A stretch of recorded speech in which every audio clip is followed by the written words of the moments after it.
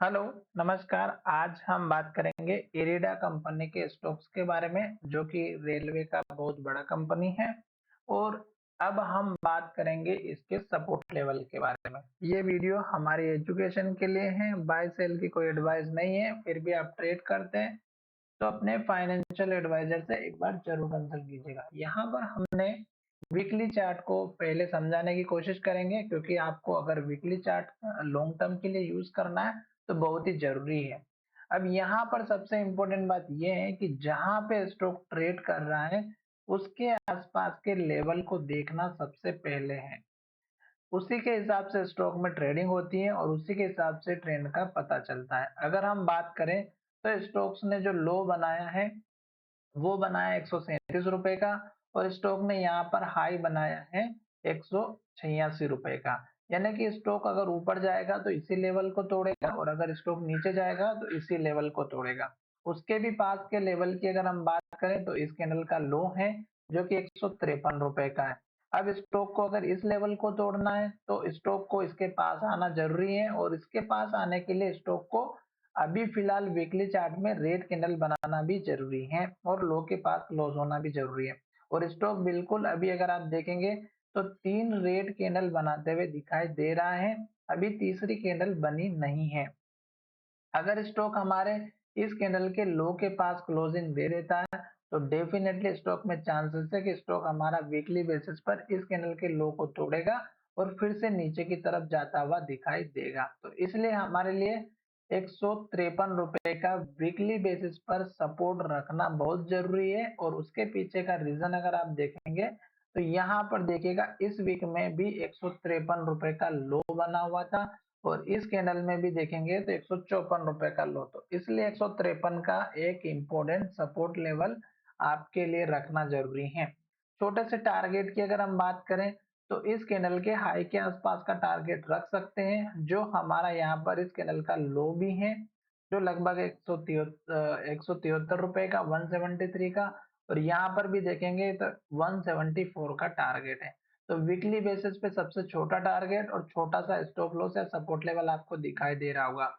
अब हम बात करेंगे कि अगर स्टॉक इस लेवल को वॉल्यूम के साथ तोड़ देता है तो स्टॉक्स में गिरावट जरूर आएगी, और गिरावट कहां तक आएगी? फिर इस लेवल तक आएगी, जो लगभग हमारा कितना है, 137 का। ये मैं इसलिए बोल रहा हूँ क्योंकि स्टॉक फिर उसके बाद बीच में यहाँ पर देखिएगा कहीं भी रुकने की जगह नहीं है, और स्टॉक को यही लेवल आसपास देखने को मिलेगा। हो सकता है कि स्टॉक हमारा इस लेवल पर भी आ जाए, ओपनिंग प्राइस पे 150 के आसपास, क्योंकि जो लेवल है वो 137 रुपए का है लो का। और ओपनिंग में अगर आप देखेंगे तो इसकी ओपनिंग हो रही है हमारी 149 रुपए से।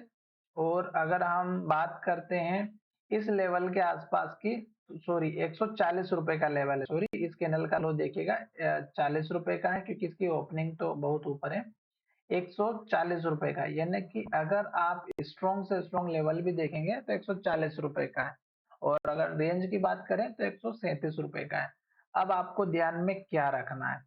सबसे इंपॉर्टेंट बात कि स्टॉक ने हाई ऊपर बनाया, फिर जब स्टॉक नीचे आया तो यहाँ तक लो बनाया, फिर जब ऊपर गया तो इस हाई के नीचे हाई बनाया, और इसके बाद से स्टॉक में गिरावट हुई और इस लो को तोड़ के यहाँ पर लो बना दिया। अब स्टॉक ने अगर लॉन्ग टर्म के हिसाब से अगर आप काम कर रहे हो तो ये जो लो है ये आपको महत्वपूर्ण होना ही चाहिए। अगर आप चाहें तो अपने फाइनेंशियल एडवाइजर से जरूर कंसल्ट कीजिएगा कि क्या ये लेवल इंपॉर्टेंट है या नहीं।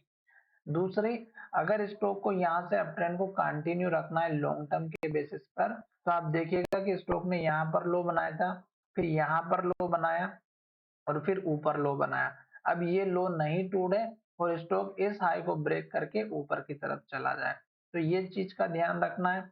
2 रेड कैंडल बन चुकी है, तीसरी बनने वाली है कल के दिन में। अगर स्टॉक ये फिर से रेड कैंडल बनाता है और इस कैंडल के लो के नीचे क्लोजिंग दे देता है 153 के नीचे या इसके आसपास भी, तो ये लेवल तोड़ने के चांस ज्यादा दिखाई दे रहा है। हमारे नियम के हिसाब से अगर देखें तो एक रेड कैंडल बन चुकी, दूसरी भी रेड कैंडल बनी है, और पिछली कैंडल के लो को भी तोड़ा है, फिर से रेड कैंडल बन रही है, और स्टॉक ने इस कैंडल के लो को भी तोड़ा है। पर ये जो कैंडल है अभी ये डिसीजन ले रही है कि पॉजिटिव बनना है, डोजी बनना है या हैमर बनना है, ये डिसाइड करेगी। साथ ही अगर आप यहाँ पे हैमर या डोजी देख के ट्रेड करते हैं और छोटा मोटा अगर एक मुनाफा लेते हैं तो इसी कैंडल के लो के आसपास का स्टॉप लॉस लेकर के पोजीशन बना सकते हैं। अब हम बात करते हैं डेली चार्ट की।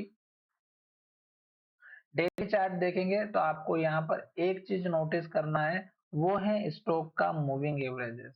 मूविंग एवरेज को अगर आप देखेंगे तो यहाँ पे तीनों मूविंग एवरेज 50, 150 और 200 डेज का ये सारे स्टॉक की प्राइस के ऊपर चल रहे हैं और स्टॉक की प्राइस है नीचे, तो ये स्टॉक को ऊपर ना जाने देंगे। पहला 150 ने यहाँ पे रोक लिया, अभी ये तीनों यहाँ पर आ रहे हैं, तो अगर स्टॉक ऊपर चला भी जाता है तो फिर से स्टॉक्स में जो है यहाँ पे रेजिस्टेंस देखने को मिल सकता है।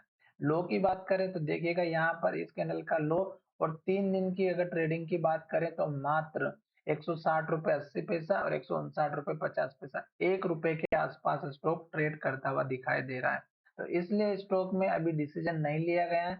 अब स्टॉक इस लो को तोड़ देता है 156 रुपए 50 पैसे को, तो आपको लो दिखाई दे रहा होगा। यहाँ पर स्टॉक का पुराना वाला लो है जो मैंने आपको अभी बता दिया है, यहीं पे रेजिस्टेंस लेवल भी है पुराना वाला, यहाँ पे एक और लो भी बना हुआ है, तो ये लेवल थोड़ा सा ध्यान रखना है। आशा करता हूँ कि वीडियो अच्छा लगा होगा। वीडियो अगर अच्छा लगा है तो चैनल को सब्सक्राइब करें, और खास करके इस तरह का अगर एक के बाद एक रेड कैंडल और लो बनता है तो बिल्कुल भी एंट्री ना ले, ना ही एवरेजिंग करें। चलिए वीडियो में विराम करते हैं। धन्यवाद।